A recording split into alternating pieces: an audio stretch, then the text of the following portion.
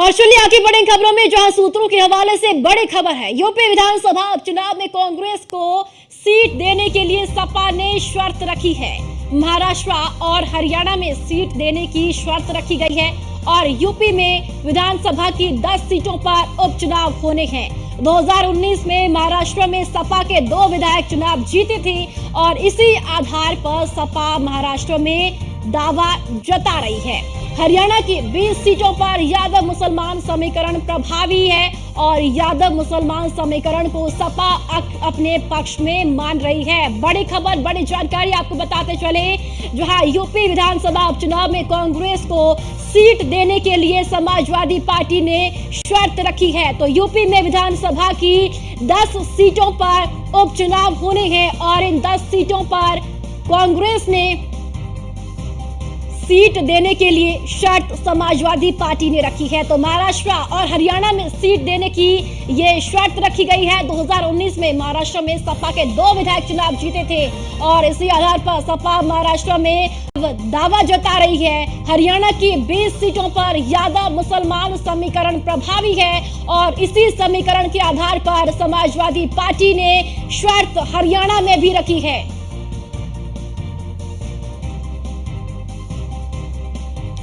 और चलिए ज्यादा जानकारी के साथ लखनऊ से हमारे संवाददाता वर्षा शाही हमारे साथ जुड़ चुकी हैं। वर्षा, उपचुनाव होने हैं 10 सीटों पर। अब बात सीट शेयरिंग को लेकर है कांग्रेस और समाजवादी पार्टी के बीच। क्या कुछ जानकारी, कितनी सीटें कांग्रेस और समाजवादी पार्टी को गठबंधन के तहत मिल सकती है? सवाल यह भी, क्या इस उपचुनाव में गठबंधन रहेगा समाजवादी पार्टी और कांग्रेस के बीच में?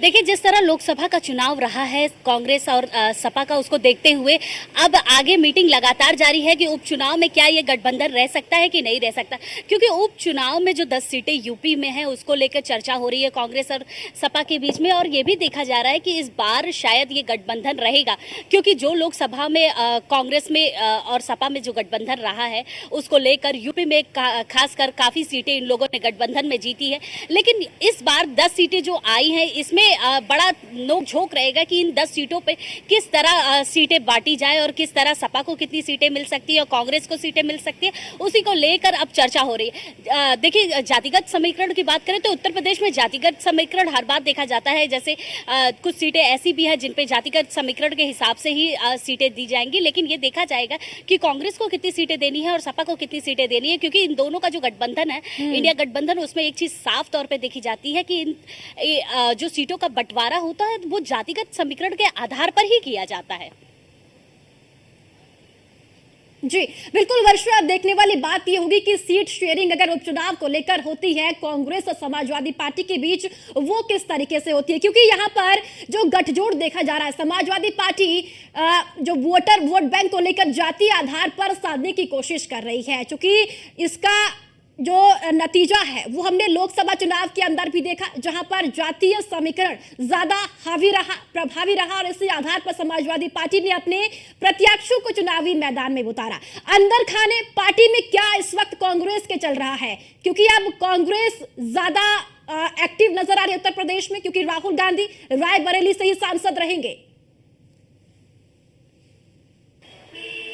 बिल्कुल, देखिए, जिस तरह राहुल गांधी ने रायबरेली में सांसद रहने का फैसला लिया, उसको देखते हुए ये साफ तौर पे कहा जा सकता है कि इस बार यूपी की राजनीति अलग लेवल पर देखी जाएगी, क्योंकि कांग्रेस सबसे ज्यादा एक्टिव यूपी में देखा जा रहा है। लगातार राहुल गांधी ने अपने कार्यकर्ताओं को निर्देश दे दिया है कि हम यूपी के एक एक जनता तक पहुंचेंगे और ये जो जातिगत समीकरण की बात की जाती है इसके आधार पर ही सीटें बांटी जाएगी। लेकिन यूपी की राजनीति सबसे ज्यादा इंपॉर्टेंट इस समय कांग्रेस के लिए मानी जाती है। और ये भी कहा जा रहा है कि जो छोटे छोटे कार्यकर्ता हैं और जो छोटी छोटी मीटिंगें चल रही है वो 2027 और उपचुनाव की तैयारी को लेकर चल रही है, और ये तैयारी अभी से हो चुकी है, क्योंकि इन तैयारियों का मतलब यही है कि कांग्रेस इस बार कुछ ज्यादा ही एक्टिव है और सपा के गठबंधन के साथ एक्टिव इसलिए भी है क्योंकि ये समीकरण जो इस बार लोकसभा में देखने को मिला है ये काफी महत्वपूर्ण रहा है और ये जोड़ी, जो दोनों की जोड़ी रही है राहुल गांधी और अखिलेश यादव की, ये काफी इंपॉर्टेंट रही है। सूत्रों के हवाले से बड़ी खबर है कि यूपी विधानसभा उपचुनाव में कांग्रेस को सीट देने के लिए सपा ने शर्त रखी है। महाराष्ट्र और हरियाणा में सीट देने की ये शर्त रखी गई है और यूपी में विधानसभा की 10 सीटों पर उपचुनाव होने हैं और इन उपचुनावों में 10 सीटों पर देखना यह होगा कि कांग्रेस और समाजवादी पार्टी के बीच सामंजस्य कैसे बैठता हुआ नजर आता है, क्योंकि 2019 में महाराष्ट्र में समाजवादी पार्टी के 2 विधायक चुनाव जीते थे और इसी आधार पर समाजवादी पार्टी महाराष्ट्र में अपना दावा जता रही है। वहीं हरियाणा की 20 सीटों पर यादव मुसलमान समीकरण इस वक्त प्रभावी नजर आ रहा है। और चलिए हमारी संवाददाता वर्षा शाही लगातार हमारे साथ बनी हुई है। वर्षा, अब देखिए चुनावी मैदान एक बार फिर से उत्तर प्रदेश का तैयार है उपचुनाव को लेकर, लेकिन सवाल सबके जहन में अभी फिलहाल यही है कि जो 2 लड़कों की जोड़ी लोकसभा चुनाव के मैदान में रही, क्या उपचुनाव के मैदान में भी साथ में रहेंगी? और सवाल ये भी कि जो शर्त समाजवादी पार्टी ने कांग्रेस के लिए रखी है, क्या उस शर्त को कांग्रेस की ओर से माना जाएगा? बिल्कुल, देखिए जिस तरह से सपा ने इस बार जीत हासिल की है उत्तर प्रदेश में और फिर उसके बाद अखिलेश यादव ने करहल से इस्तीफा देकर लोकसभा में रहने का फैसला लिया है, उसके बाद ये साफ तौर पे देखा गया है कि अखिलेश यादव अब देश की राजनीति में सक्रिय हो रहे हैं और देश की राजनीति के लिए उन्होंने ये शर्त रखी कि हरियाणा और महाराष्ट्र में भी उनको सीटें चाहिए और